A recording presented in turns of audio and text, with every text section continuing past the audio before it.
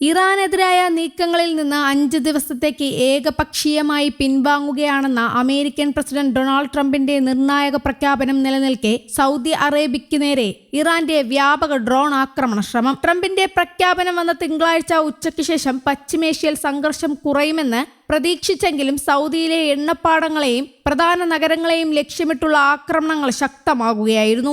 ഏറ്റവും പുതിയ വിവരങ്ങൾ പ്രകാരം ചൊവ്വാഴ്ച പുലർച്ചെയും രാവിലെയുമായി സൗദിയുടെ കിഴക്കൻ പ്രവിശ്യ ലക്ഷ്യമിട്ടെത്തിയ 39 ഡ്രോണുകളെ സൗദി പ്രതിരോധ സേന വിജയകരമായി തകർത്തു. വ്യോമ പ്രതിരോധ സേനയും എയർഫോഴ്സും സംയുക്തമായി നടത്തിയ ഓപ്പറേഷനിലൂടെയാണ് വൻ ദുരന്തം ഒഴിവാക്കിയത്. തിങ്കളാഴ്ച ഉച്ചയ്ക്ക് ട്രംപിന്റെ പ്രസ്താവന വന്നതിന് തൊട്ടു പിന്നാലെ തന്നെ ആക്രമണങ്ങൾ ആരംഭിച്ചിരുന്നു. തിങ്കളാഴ്ച വൈകുന്നേരവും രാത്രിയുമായി എത്തിയ 5 ഡ്രോണുകൾ പ്രതിരോധ സേന വെടിവെച്ചിട്ടു. ഇതിനു പുറമെ തിങ്കളാഴ്ച രാവിലെ വടക്ക് കിഴക്കൻ മേഖലകൾ ലക്ഷ്യമിട്ടെത്തിയ 12 ഡ്രോണുകളും സൈന്യം തകർത്തിരുന്നു. ഡ്രോണുകൾക്ക് പുറമെ തലസ്ഥാന നഗരമായ റിയാദിനെ ലക്ഷ്യമാക്കി വന്ന 2 ബാലിസ്റ്റിക് മിസൈലുകളിൽ ഒന്ന് ആകാശത്ത് വെച്ച് തകർക്കുകയും രണ്ടാമത്തേത് ജനവാസമില്ലാത്ത മേഖലയിൽ പതിക്കുകയും ചെയ്തു. രാജ്യത്തിന്റെ സുരക്ഷാ സംവിധാനങ്ങൾ അതീവ ജാഗ്രതയിലാണെന്ന് പ്രതിരോധ മന്ത്രാലയ വക്താവ് ബ്രിഗേഡിയർ ജനറൽ തുർക്കി അൽ മാലിക്കി അറിയിച്ചു. ഇതുവരെയുള്ള കണക്കുകൾ പ്രകാരം ഏകദേശം 724 ഡ്രോണുകളും 50 ബാലിസ്റ്റിക് മിസൈലുകളും 7 ക്രൂയിസ് മിസൈലുകളുമാണ് സൗദി സൈന്യം വിജയകരമായി തടഞ്ഞത്.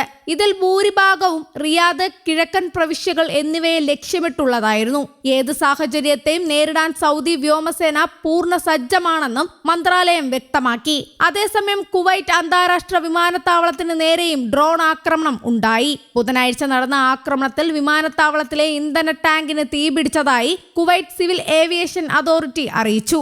4 ആഴ്ചയോളമായി തുടരുന്ന പ്രാദേശിക സംഘർഷത്തിന്റെ ഭാഗമായി ഇറാൻ നടത്തുന്ന ആക്രമണങ്ങളുടെ തുടർച്ചയാണിതെന്ന് അധികൃതർ വ്യക്തമാക്കി. ആക്രമണത്തിൽ ഇന്ധന ടാങ്കിന് തീപിടിച്ചെങ്കിലും നാശനഷ്ടങ്ങൾ പരിമിതമാണെന്നും ആർക്കും പരിക്കേറ്റിട്ടില്ല എന്നും directorate general of civil aviation അറിയിച്ചു. സംഭവം നടന്ന ഉടൻ തന്നെ അംഗീകൃത അടിയന്തര സുരക്ഷാ നടപടികൾ ആരംഭിച്ചതായി അബ്ദുള്ള അൽ രാജി വ്യക്തമാക്കി. അഗ്നിശമന സേനയും മറ്റു ബന്ധപ്പെട്ട ഉദ്യോഗസ്ഥരും സ്ഥലത്തെത്തി തീ നിയന്ത്രണ വിധേയമാക്കിയിട്ടുണ്ട്. നിലവിൽ എല്ലാ സുരക്ഷാ ഏജൻസികളും വിമാനത്താവളത്തിൽ ക്യാമ്പ് ചെയ്യുന്നുണ്ട്. സുരക്ഷാ മുൻകരുതലിന്റെ ഭാഗമായി വിമാനത്താവളത്തിന്റെ പ്രവർത്തനം നിരീക്ഷിച്ചു വരികയാണ്. അതേസമയം ഇറാനുമായുള്ള സംഘർഷം അവസാനിപ്പിക്കുന്നതിനുള്ള ശ്രമങ്ങൾ മികച്ച പുരോഗതി കൈവരിച്ചതായി അമേരിക്കൻ പ്രസിഡന്റ് ഡൊണാൾഡ് ട്രംപ് പറയുന്നു. ഇതിന്റെ ഭാഗമായി 15 നിർദ്ദേശങ്ങൾ അടങ്ങിയ ശുപാർശ അമേരിക്ക ഇറാന് കൈമാറിയതായി റോയിട്ടേഴ്സ് റിപ്പോർട്ട് ചെയ്യുന്നു. ഇറാനിലുള്ളവർക്ക് യുദ്ധം എത്ര വേഗം അവസാനിപ്പിക്കണമെന്ന ആഗ്രഹമുണ്ടെന്നും ഇതിനായി ശരിയായ നേതാക്കളുമായാണ് ചർച്ച നടത്തുന്നതുമെന്നുമാണ് അമേരിക്ക വ്യക്തമാക്കിയിട്ടുള്ളത്.